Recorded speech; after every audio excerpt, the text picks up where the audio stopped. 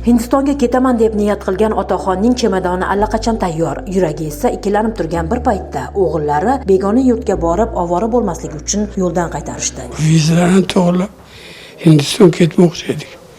Bir kechada bu yer bo'ldi. Begona yurtga borgandan keyin 2-3 marta o'sha xarajat qilasiz. Tilni tushunmaysiz. Bu yerda o'zimizniki baribir. Prezidentimizning rahmatini ochgan paytlarda Arorjon operatsiya qildi, ertalab palataga chiqardi. Eng ta'sirlisi esa qizining jasorati. U otasiga jigarning bir qismini berishga rozi bo'ldi. Ko'zingiz oldingizda davlatingiz bo'lgan otangiz kasal bo'lib yotsa, bu farzand uchun juda og'ir. Menga bunday ulug' ish tushganidan juda faxrlanaman. Davlatim bo'lgan otamni ikkinchi marta dunyoga qaytarib kelish juda baxt men uchun. Nafaqat jigarni, balki jonimni ham berishga tayyorman otam uchun. Ota va qiz operatsiyadan muvaffaqiyatli chiqdi.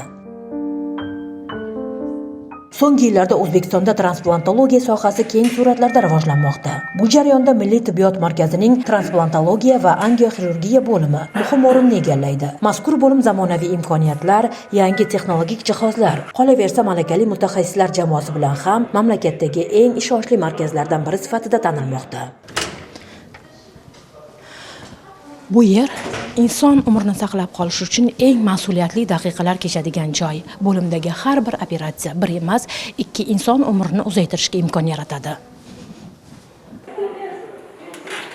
Lavhamiz qahramoni bo'lim mudiri Ahror Safarov. Uning rahbarligida har kuni bir oilada umid qayta tug'iladi. Bir inson hayot degan ne'matga yana bir bor yetadi. Bemor bo'ldi, menda boshqa imkoniyat yo'q degan holatda oxirgi nuqtada keladi. Boshqa bir imkoniyati yo'q holatda keladi. U juda og'ir. Bir insonning hayotini saqlab qolamiz. Bu biz uchun baxt. Shifokorlar ularga umid bilan kelgan bemorlar, hayotini ishonib topshirgan donorlar bilan birga yashaydi.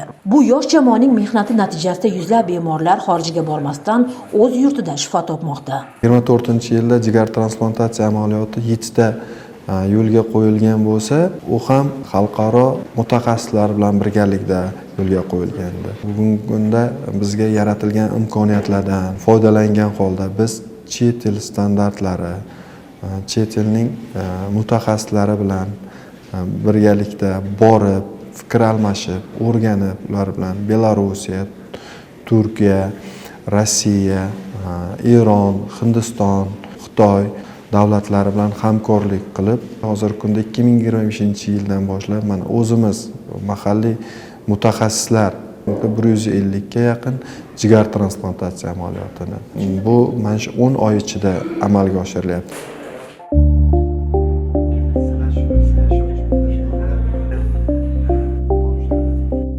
Ahror Safarov kasb bayrami kunida davlatimiz rahbari tomonidan alohida taqdirlandi.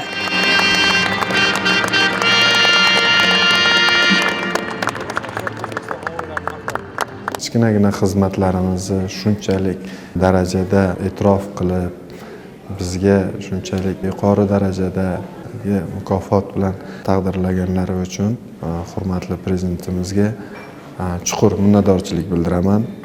Milliy tibbiyot markazi bu umid va hayot maskani. Lavhamiz qahramoni Ahror Safarov rahbarligidagi jamoa har kuni insonlarga ikkinchi hayot sovg'a qilmoqda. Davlatimiz rahbari tomonidan Ahror Safarovning mehnati taqdirlanishi soha va xalq uchun katta e'tirof bo'ldi. Mo'tabar Nurmuhammedova, Aydus Ermekbayev, Zohidjon Mamasoliyev, Toshkent.